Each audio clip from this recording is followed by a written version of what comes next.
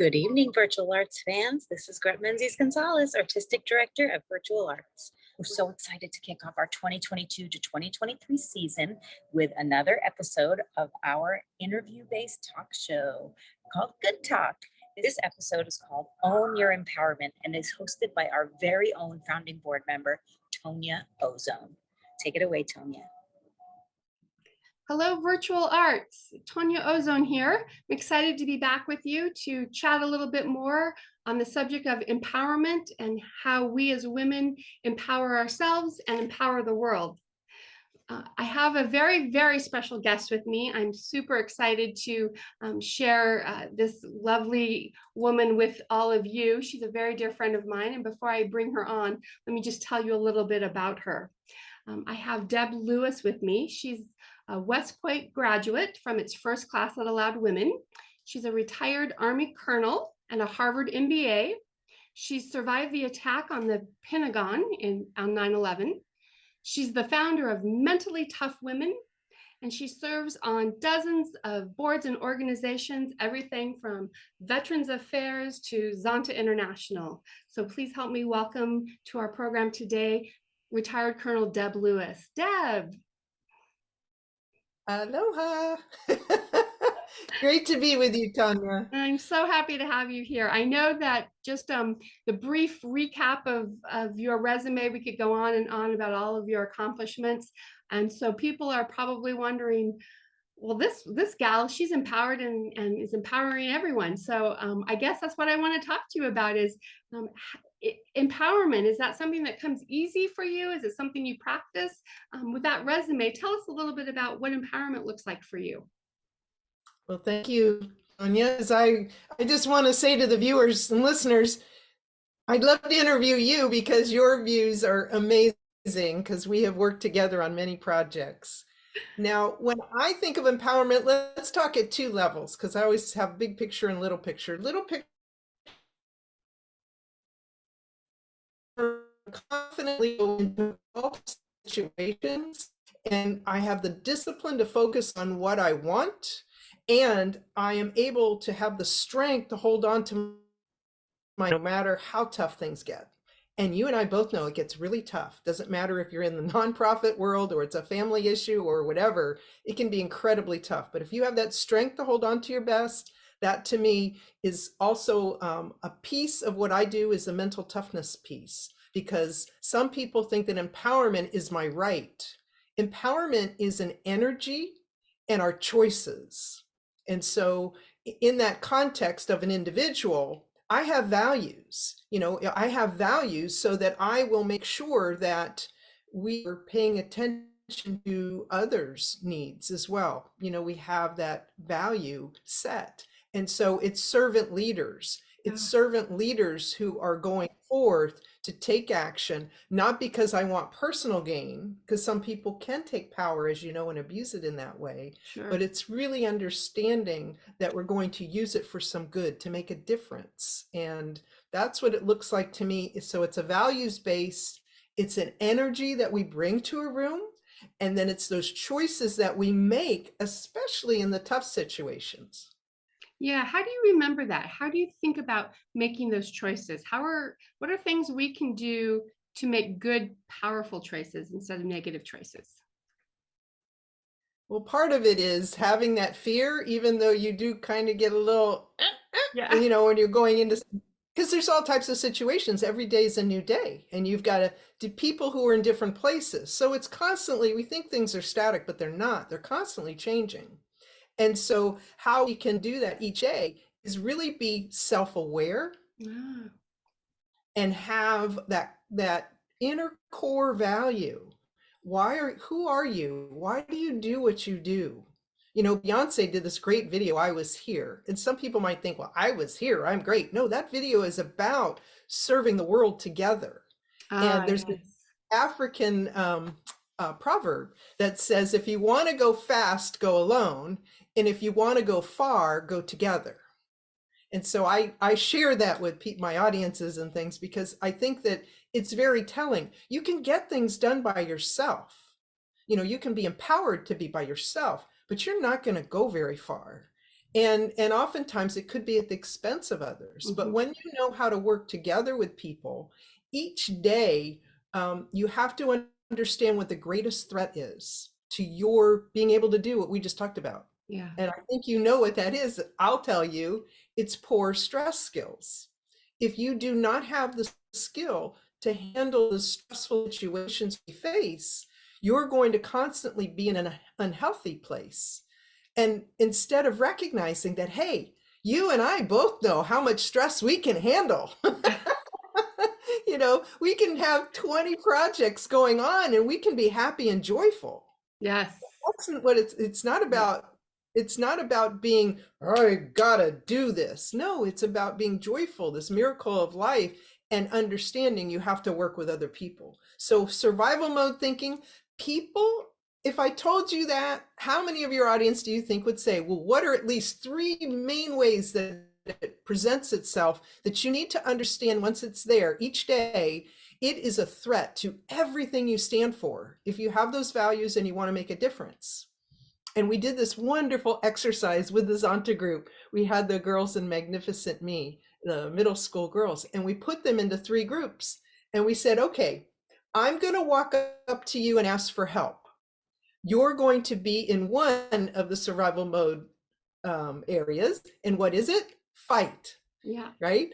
Fight. What does that look like when someone asks for help? Right? They could bring up their fists. They could just say, I'm not going to help you. Right. You know, you know how people fight you when you're just trying to help, not just you, but other people. It can be really hurtful, and you need to protect yourself, which we'll get into that later. But the fact is that you have to recognize when people are in a fighting mode, they are coming from an emotional base. Now, if they're coming from an emotional base of love and support, great. If they're coming in from a base of fight, you have to address it. Yeah. And people will say, oh, she's just like that. He's just like that. And I will tell you, I've never, in all the adverse situations, including was just being conscious, you had to deal with it. You had to address it, and not in a mean way, but a loving way. You had to deal with it loving way. And then the second group we went to, this was easy for them to do. We say, okay, I'm coming to approach you for help, and you're in the flight mode. Tell you, the girls really like this one. They could do that one. You know, you just run away, they disappear. It's easy. You know, someone walks up to you and you've been in that room before where people just kind of, oh, she's going to ask for some help. Let me get away. You know, not in the room. I got to leave the room. And then the third way, we had a lot of fun with that one, but it is the most predominant in our world, not just anywhere. You have to recognize the third one because this is the one that completely zaps potential that is sitting right there with you. And I call it turn off the light. You know, fight, flight, turn off the light. Some people say freeze. It's not about freezing. You are present. You are thinking, but you are choosing not to engage with other people. Yeah. And that is a survival mode instinct, because why else would you not want to help other people? And so they go in, and they were standing, we walked up and they're like, you want to, no, I'm here, but I'm not engaging with you at all. And sadly, it's like 85% of the workforce will do like their minimum work. And maybe it's worse now. I don't know, but that's in the world. In the US, we were a little better. I'm not so sure now. We were about a third were engaged. And the sad part of the disengaged people, which is something Gallup, the research can tell you what's going on each year, what's going on in organizations. They found that about 10% were actively disengaged. Yeah. So that's kind of, to me, a combination of fighting and being disengaged. Yeah, and I think it's like if you came up to me, yeah, go ahead. That's just such a key point, because yeah. I think that when we look at what's happening, you know, without getting political, but we look at around this country, it is that disengagement. I think apathy is probably the #1 issue to losing democracy. People just are disengaging. They just don't care. And so you're giving away your power. You're not empowered when you're behaving in those three areas you talked about. And what was, I think people really don't get to the core. It's like having a treasure chest where you have it in front of you, but you don't have the key to open it up. And you have to take that time to figure out what's it going to take to open that up. And in the actively disengaged, they believe they're being helpful. I know this, but they'll tell you, don't bother worrying about that. It's never going to work, or quit showing us up, or stop doing that. It's sad because if you're present, at least you're physically in the room, I feel we have a chance with empowerment that we can light that flame within them so that they can bring their best to any situation. Yeah. And if we lose our best in the process, it will never happen. And that's why we need the mental toughness. So I have 3 ways, I think it leads into the third question, but the 3 ways on a daily basis that you have to consider to protect yourself first. It's kind of like on the airplane where you get your oxygen mask, and first you got to be breathing and doing that first. Right. Otherwise you can't help other people. Right. And some people will try to help others at their expense, and that doesn't work either. Right. Yeah. Right. So that's a great point. We have to help ourselves before we can help others. And so how do we do that? What are some things that we can do every day, not only to help ourselves, but to then help empower other women, other people? Okay. I love Wonder Woman, don't you? I do. So with Athena, you have her helmet. And that's my visual to say she was the goddess of war, but she didn't do it indiscriminately like her brother Ares. She was the goddess of war and did it very deliberately when it had to happen. And she was also the goddess of wisdom, which brought to bear that understanding, that discernment of what you had to do. Now, okay, she's a goddess, but she was the wisest. She's still known and honored and revered today with awards, even in Zonta and other places. Right. And yes, but our wisdom, if we cannot protect our wisdom, then all else is lost. And that kind of gets back, because if we're not protecting our wisdom, we're in survival mode thinking, as we discussed earlier. Right. And so that's very important. And I have my one technique that will help really do all 3. The second way is a shield. You never see Wonder Woman going out without her shield.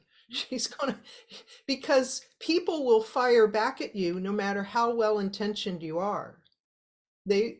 I try to explain this to people. I say, love is the answer, but they didn't tell you you're going to be under attack every time you try to love other people. You cannot stand there openly, which I did for years, and then people scream and yell at you because they're gonna plant their intentions on you. Right. That hurts. Hours later, days later, if you think about it, because you get all upset. And I learned in mental toughness that you have to really flip that quickly. You have to get that shield out, and you have to somehow deflect it off of you so that you're not, those flaming arrows aren't landing on you. They may not be even intended for you.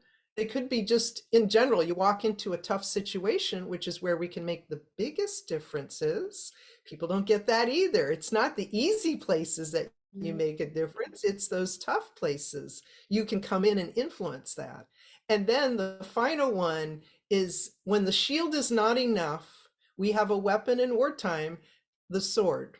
We have a bayonet in the army, but a sword. And the sword is intended that if someone is directly attacking you, and maybe they, again, the values, what values are they doing? And they think this is going to help. It never helps, these techniques, because they're all survival mode.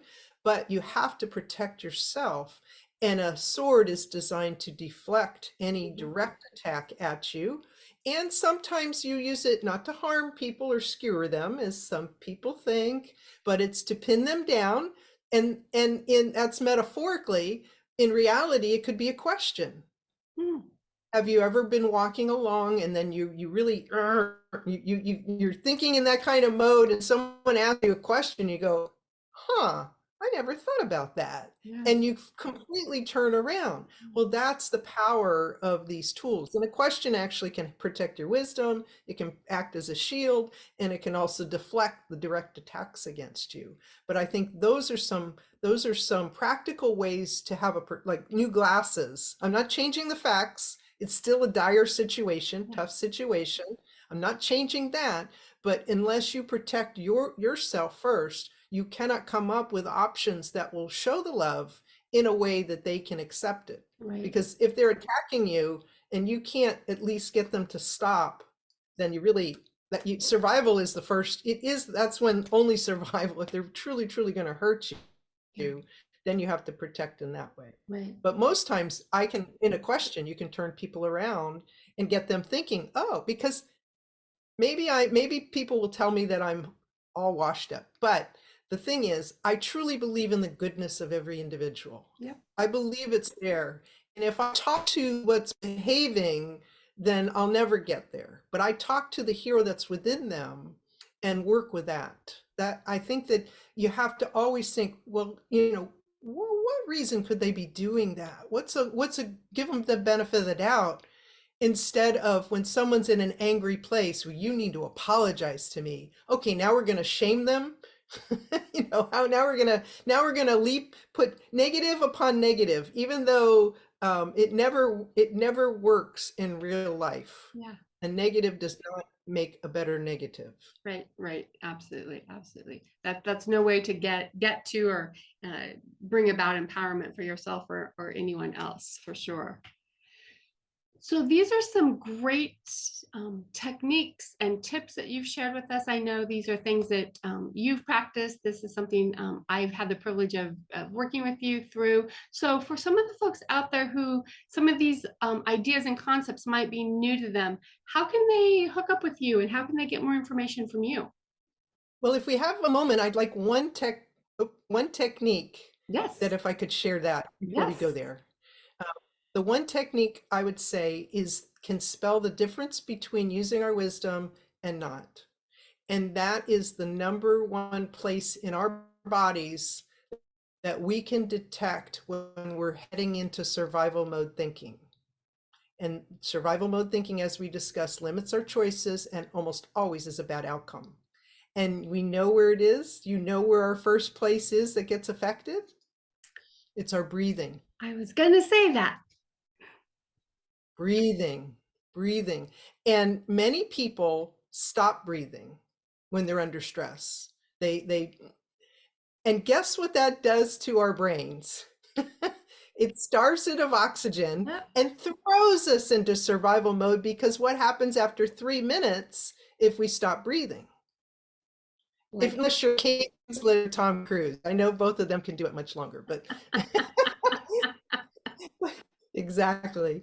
But when we stop breathing, anytime we restrict breathing, we're starving our brain of oxygen needed to have clarity of thought and make better choices and see the many choices that are actually out there.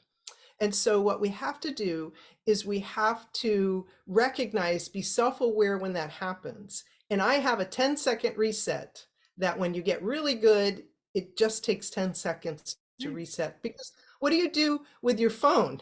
When your phone goes wonky, what do? You reset it. You turn it off and turn it back on. Turn it off and on. Yeah. Exactly. And so what I'm telling you is that our breathing can help us there.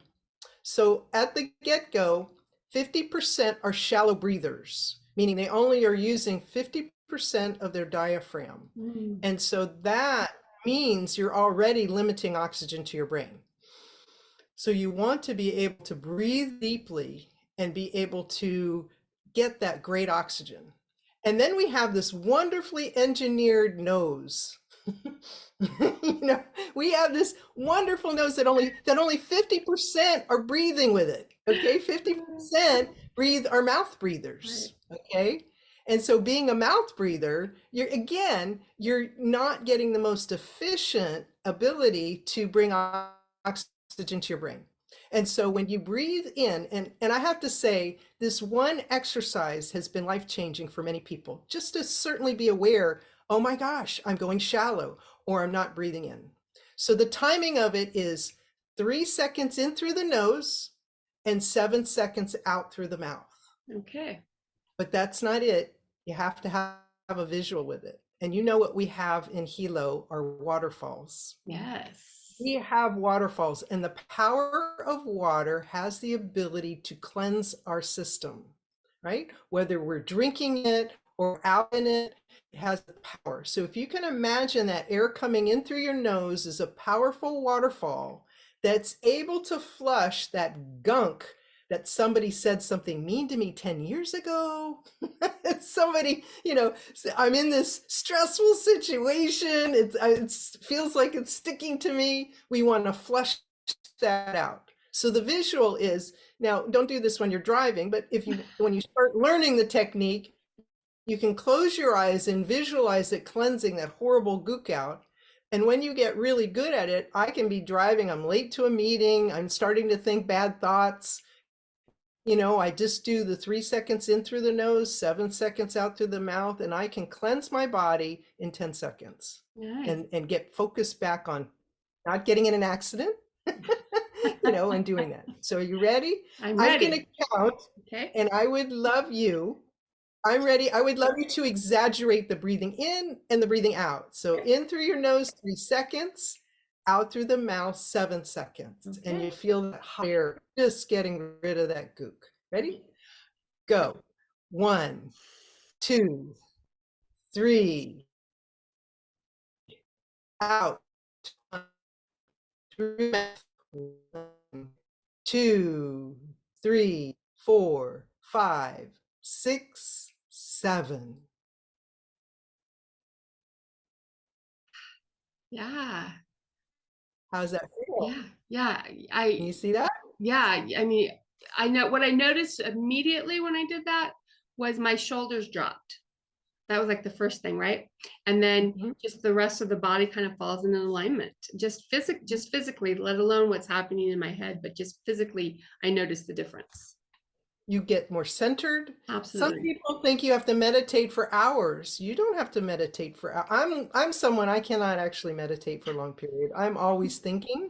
So this is my 10-second reset to remind me that I can get really good at bringing my body back center and then focus. Just like a race, when you're starting a race, if you have a panic attack before a race, you've just lost all that energy that you needed to apply to that long marathon of life. It's that long marathon we're on where they're throwing obstacles in your path as you're going along, and you have to be able to pay attention.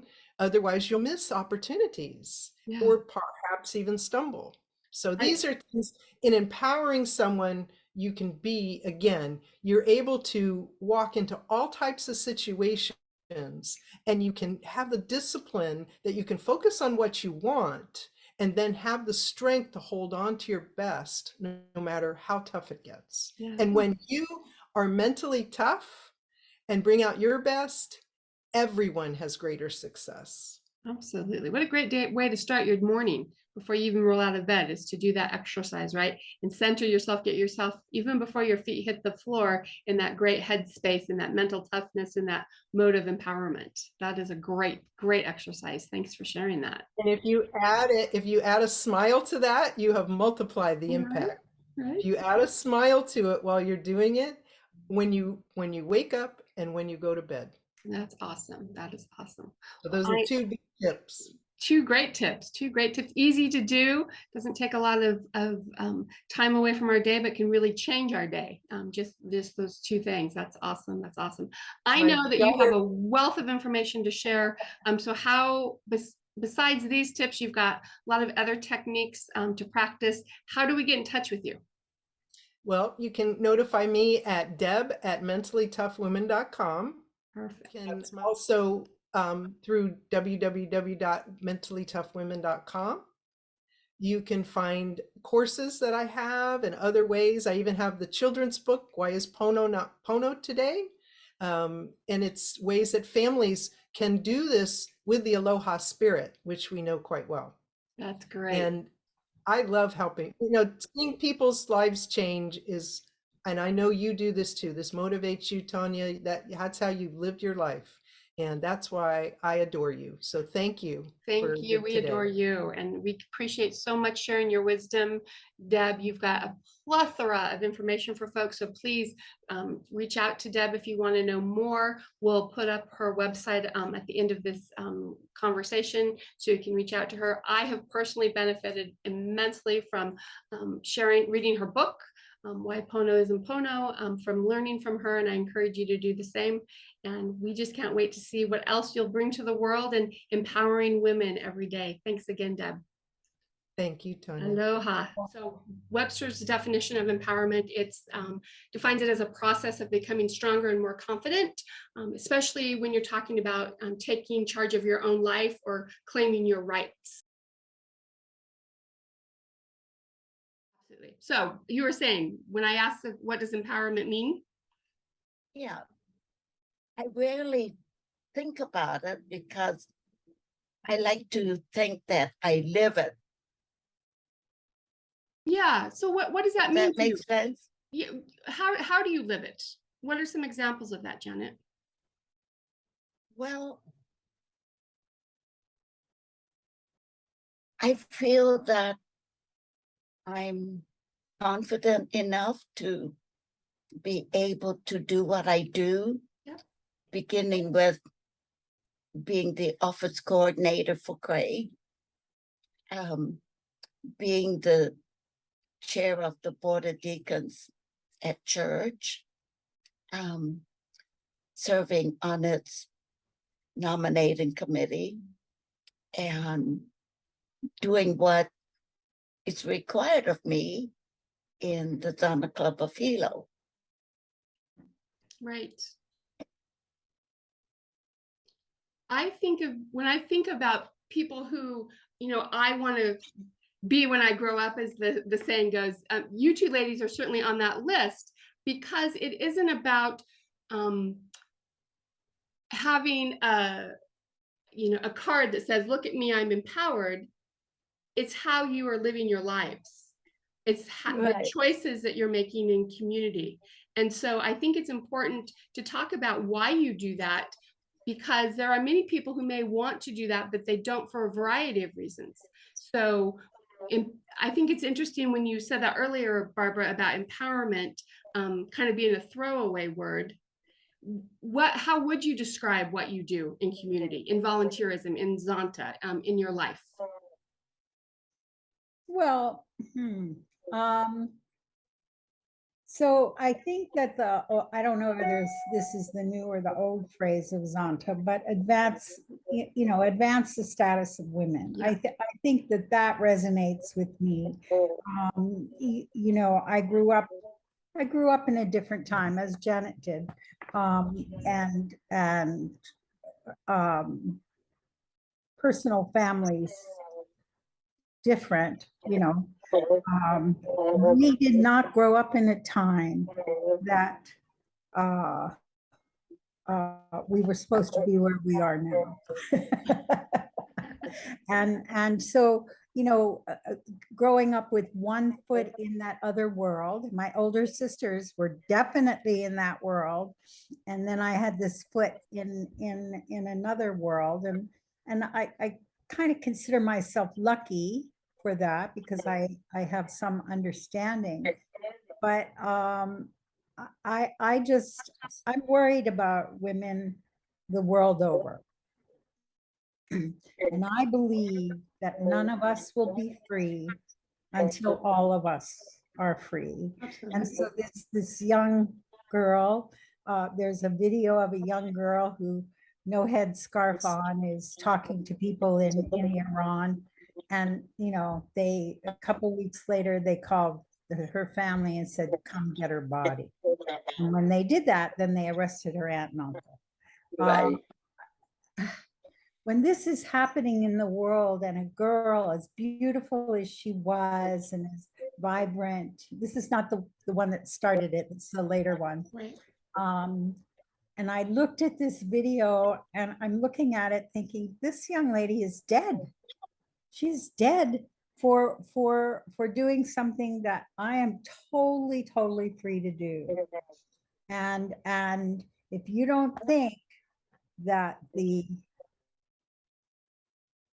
men in our world or the conservatives in our world wouldn't like to take us back to that, you're crazy. So picking up on what Bob said, what can we in the Zonta Club of Hilo do to have Zonta International focus on such a topic? Yeah, I think that has to be theme that we all take up. It has to be something that we, Right. not just in one sphere, but globally, we have Right. to be looking at that and taking up that mantle and having that message that is unacceptable. Perhaps the United Nations is a good place to start with that. Yeah, we take pride locally, right? I mean, whatever we undertake locally help to empower women in some way. Yeah. But that's not enough. Right. So what do you think we can do? What are some things that you would like to see international do to empower, to take up that message? Is it through the United Nations? What are some ideas? Well, I think the United Nations gives you a wider audience and forum voice. But I don't know. I've always felt that Zonta should be more forceful in its international stuff. I mean, we do good work. You know, the fistula stuff and all of these things. That's wildly important. I mean, but and through that we are empowering those women once you get your fistula fixed. They work with them for self-respect and trade and that sort of thing. But I just feel that it's small. I don't feel that we make a big impact with stuff we do. I don't know. I guess it's me. I'm always trying to fix everything in one.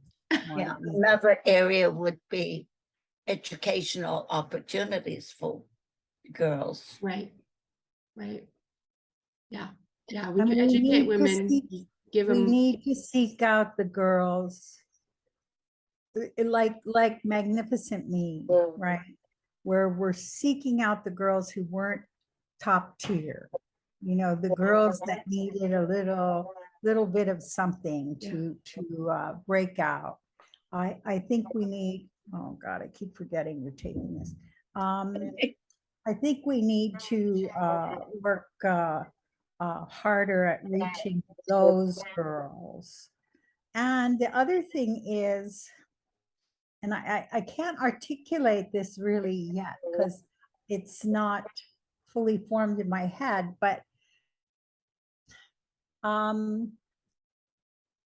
we're a little bit to blame for the state of the world because we fought our fights, whether you want to talk women or you want to talk some liberal values or whatever, and we made strides.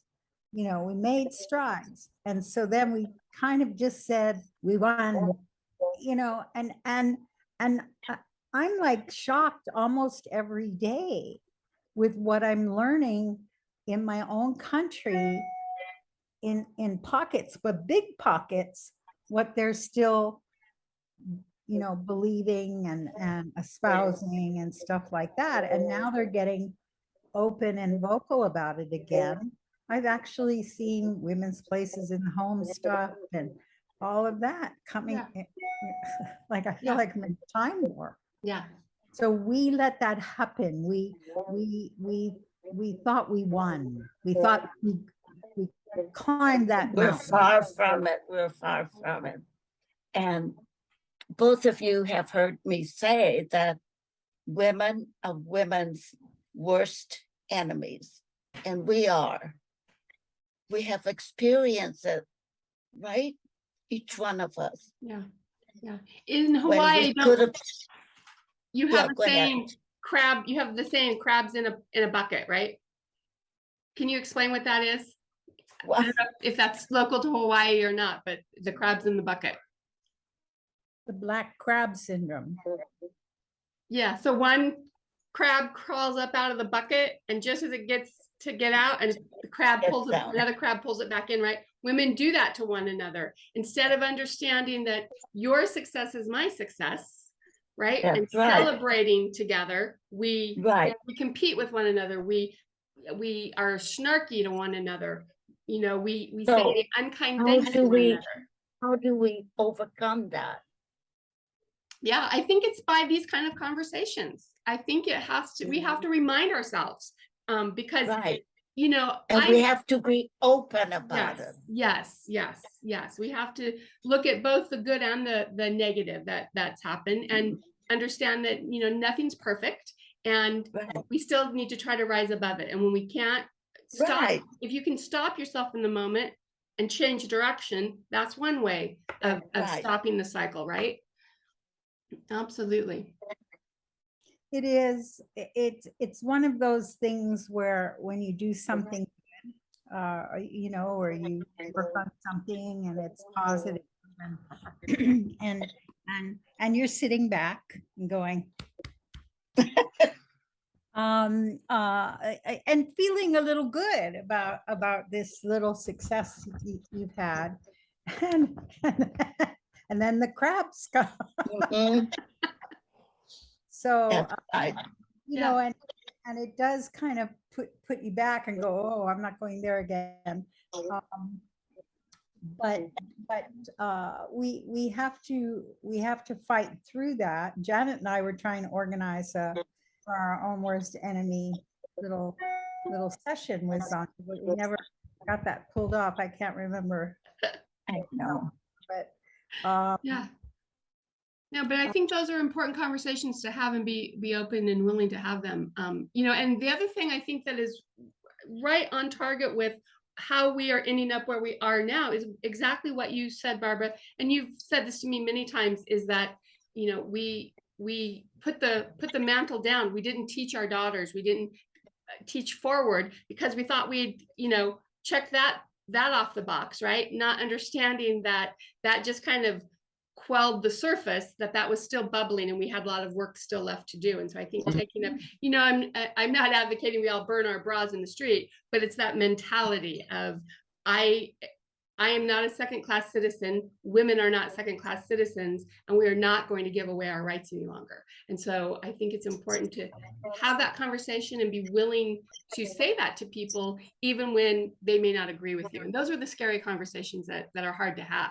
And I think it's important to have those conversations. It is. So I always tell people, when we were talking about putting this good talk together, and I was asked who I would talk to about how you know, keep moving forward and keep yourself positive in that. I always say my mentors, some of my mentors are Janet and Barbara, and that's why I wanted to have you here. So I want to know, because it's not all, you know, sunshine and flowers every day of our lives, and even though you live in Hawaii and all that great stuff, what keeps you motivated? Why do you keep fighting the fight? Why do you keep on with Zonta and with the Y and with all the other organizations that you're all part of? Why is it so important to continue with that volunteerism? It's been my whole life. And so I'm not quite ready to retire from it. For Zonta, I feel that even with some frustrating moments, I've invested 50 years plus. Wow. Yeah. Yeah. And so it's dear to me. And that's why I continue. It's lovely. I love that. So what I would say is I had some good teachers, nuns, whatever. Also some male teachers, priests that helped my life. But I had no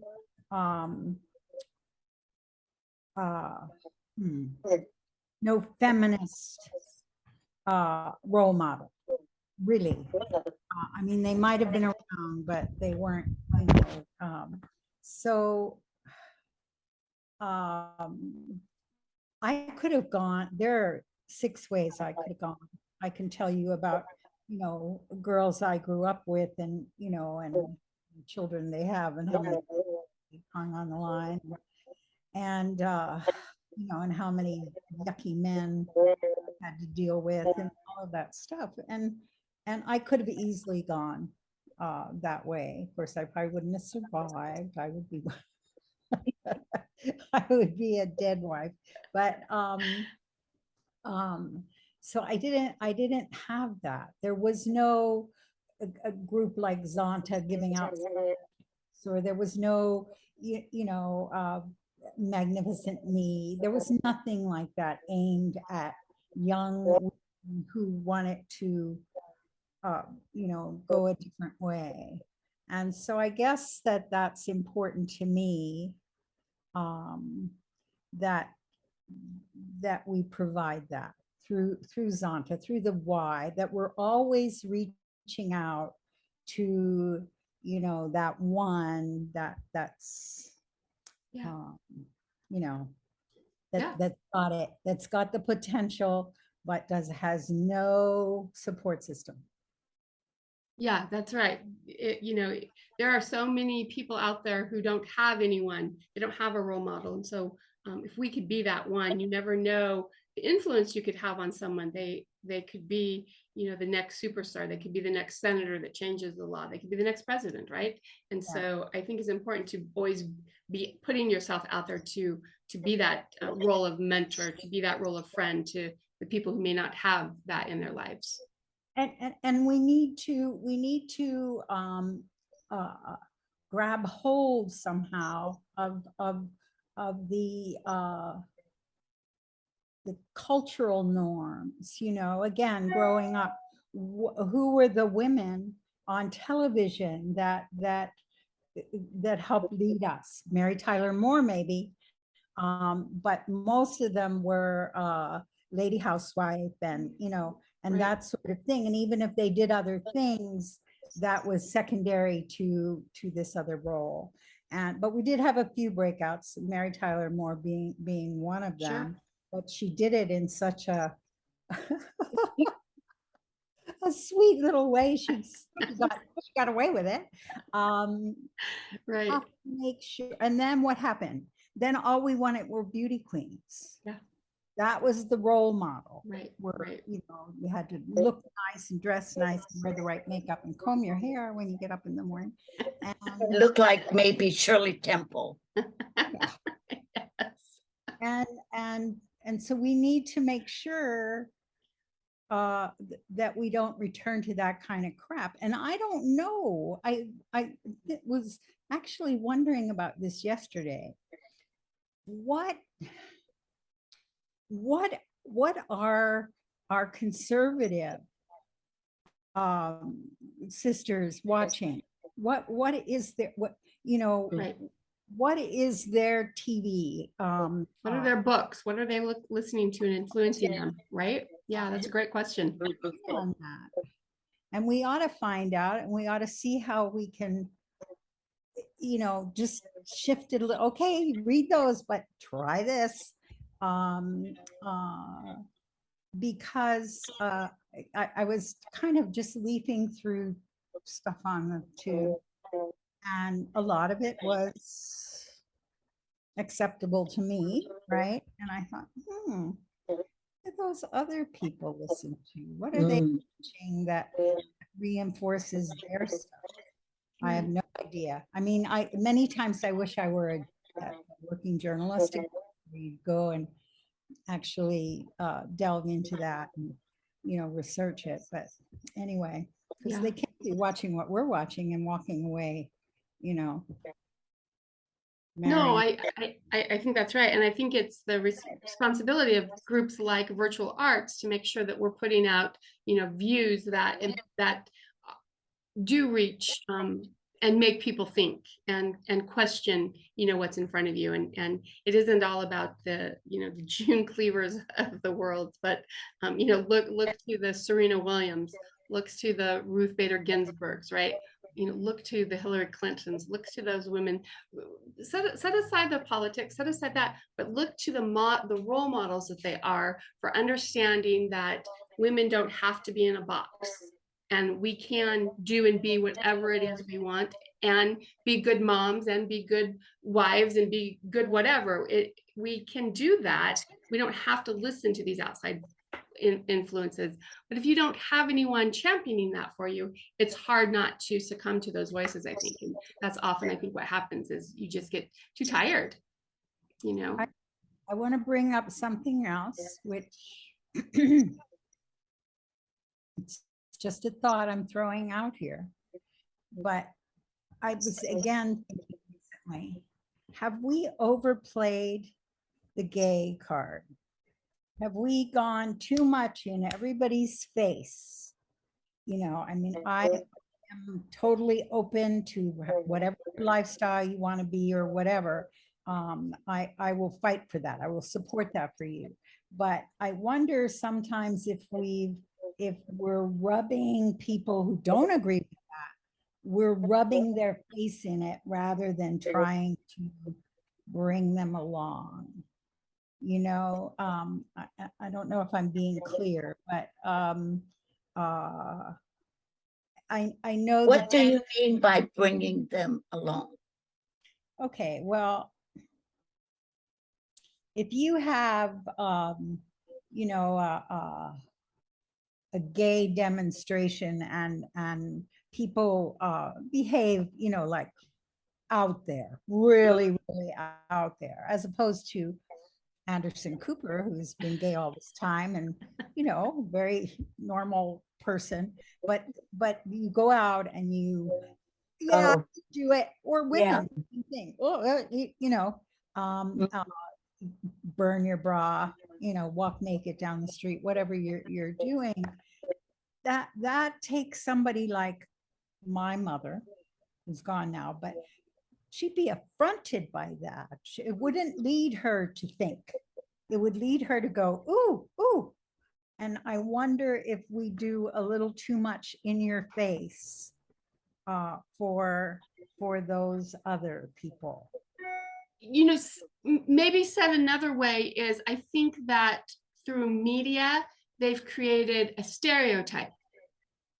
And I don't think that represents the gay community at large, right? So you have someone who's very flamboyant and maybe who's, they portray them as obnoxious because they're trying to get a laugh or whatever it is. And so people, they, instead of checking it out for themselves, instead of trying to, go have a conversation with someone who's gay in your community, they make those assumptions that the media feeds them, right? And so then it is impossible to have those conversations. Same with women, because they see women burning their bras and they're affronted by that. And so they just assume all women are like that. And so instead of checking it out, they just take that opposite viewpoint. So that's a really interesting point that you raised, Barbara. Yeah, I mean, I think about it when I see some in-your-face stuff. And I think that's not making any friends. And I realize that those particular people are not looking to make friends. They're looking to say, for God's sake, accept me as I am. But if you want to bring people along. Yeah, I think, again, I always go back to, it's one thing to demonstrate, and there's great reasons to do that. The marches on DC, all of those things bring something to light, but often they're just part of a news cycle and then they're gone, right? And that's the challenge. And so that's why I really think it's more about having conversations with our sisters, having conversations with our neighbors, and trying to shift viewpoints through conversation, because I have said this multiple times now on this very good talk. apathy is the biggest detriment to our democracy.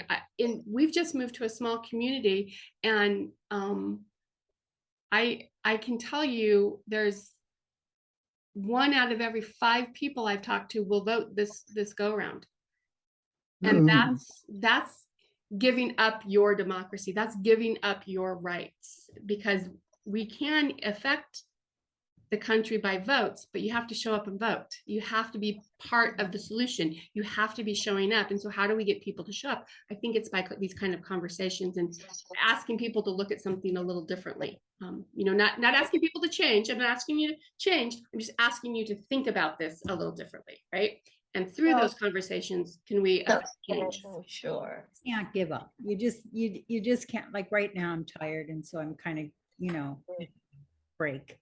But over the long haul, we have to keep on plugging. But I do think that we did not bring our sisters along, our daughters along, and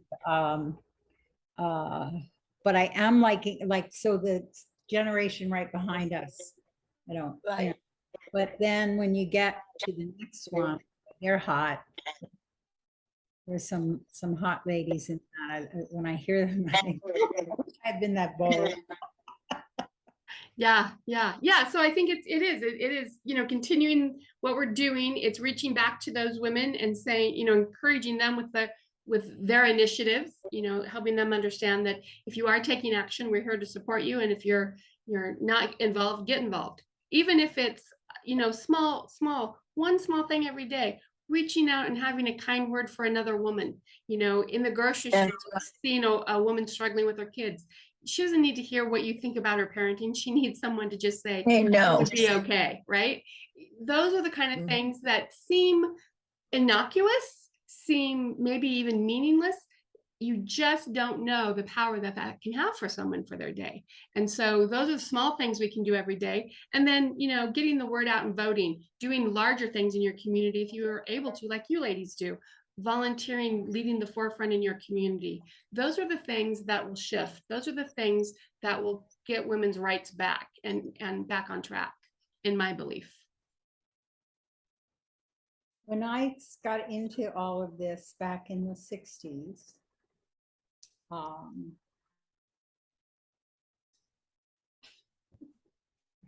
I remember being shocked. I read a story in I don't know where it was, the New Yorker or New York Times, I don't know, somewhere, but they were revisiting a story from the 1920s. And it was these 2 women, I wish I could remember better, 2 women whose names you know or whatever, and they're having lunch and talking, and they're talking about women's issues, emancipation, all of that stuff. And I was rather surprised and shocked because I thought that I discovered the women's movement in 1968 or something, right? I didn't know. So I started looking back, and there was a whole time that, when they were working on suffrage and all of that. And then there were a whole lot of women in the professional workplace in New York and places like that. And then I looked at it like a hose, and it started opening up. But then what happens is the tendency is for it to not go totally back to size, but to get smaller again. And I think that's the way it goes. And when it starts to close down, we have to keep trying to force it open. But it isn't a continuum. It's a bubble. Yeah. I can see that being true. And it's great that there are organizations like Zonta that you can join at various times, whether it's, the hose or it's compressed. You can still, that's one of the things I've always appreciated about Zonta is even though it might be a small project locally, there are women who are in Zonta doing bigger things globally. And so it's always been encouraging to me to be part of that movement as well. Any closing words of wisdom for our audience before we close? close this down for the evening? Don't get tired of it. I get tired of it once in a while, but we can't get tired of it. And As and they say, can't let the guards down, right? no. And the Right. other thing that I always say, which is not always appreciated, but I just remind women all the time that we raised those boys. Now, I didn't because I only had a daughter, but I failed to pass all of the, but we raised them. I remember my own mother, who was, I think, an incredible woman, but she raised her sons differently than she raised her daughters. Interesting. She raised us to be tougher, to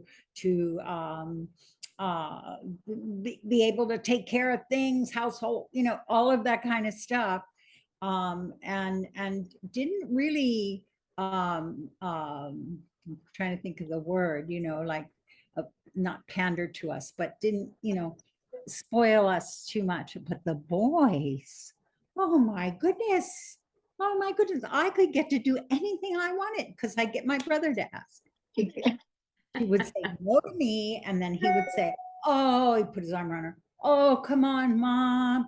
I'll be there. I'll make sure she doesn't get, he wasn't even going to be in the same county.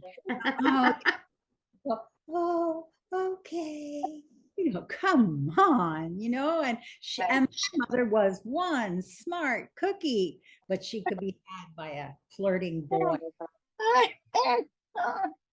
So, we have to raise our boys a little more Enlightened. mhm, Yeah, that's true. less empowered, more aware. Now you make me want to assess my experience raising two boys. Well, you can go back and look. Yeah, you did okay, but my mother was an easy touch, man, for her sons. Very, That's great. That's great. I mean, and she had great sons, but she was tougher on her girls, and maybe because she knew the world we were facing versus, Yeah, that the boys would expect us to hold them up. right. Could be that. Yes. Well, I can't tell you how much it means to me to have the both of you in my life. I have learned and grown so much as a woman because of the roles model that you both are and the encouraging words you've always had for me. So I love you both and honor you both for being such powerful, wonderful women.